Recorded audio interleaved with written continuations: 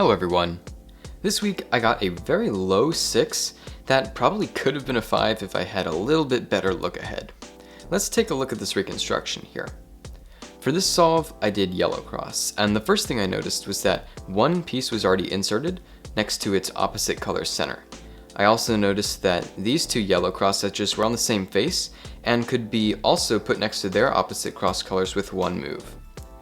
After that, I noticed that this edge could be paired with this corner while I'm inserting this cross edge like that. And this was the pair I decided to track for my first pair. For the cross solution, I held it from this angle with the red in front, white top. And I did R prime, F B prime, which inserts these three edges a D2 away from solved and pairs up the orange-blue F2L pair in the back, so I can easily insert it. To finish the cross, I did D2 L2, and then went straight into inserting the first pair, because I knew exactly where it would be from my inspection. That was all I planned in inspection, but I got a pretty lucky case afterward, where I have this 3-mover. So my second pair, I just did a U2, and then inserted them. At this point, I did a rotation, and decided to solve the orange-green pair. The way I did that was U2, RU prime, which set it up for another 3-mover, and then inserted it on the left. For the last pair, I noticed that my EO was already solved, so I was going to get a cross case OLL, and then I inserted this F2L pair like this. When I got to OLL, I noticed that I had a pretty easy COLL from this angle, which is like the lefty version of the standard T-case OLL, which goes like this. And then I had a U-perm with the bar in the back, which I solved with the M slices. There are two things that I want to touch on that I think I could have improved. The first thing is my choice of moves for the third pair. I did the orange-green like this. This takes 8 moves. 1, 2, 3, 4, 5, 6, 7, 8.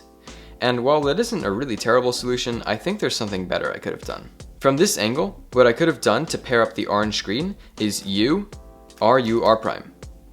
So that's 4 moves, and then another 3 to insert them. So that would have been only 7 moves versus 8.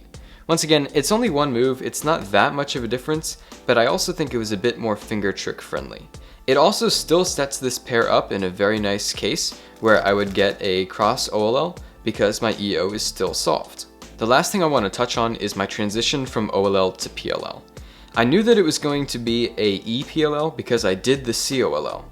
That said, my recognition was not good at all.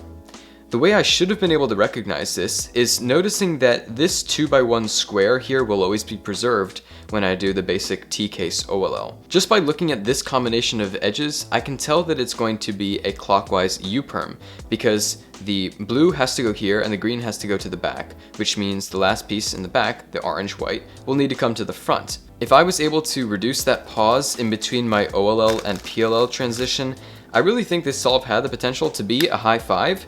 However, unfortunately, my recognition was not that good. That's all I have for this weekly weekend walkthrough, and I'll see you all next Saturday. Thanks for watching.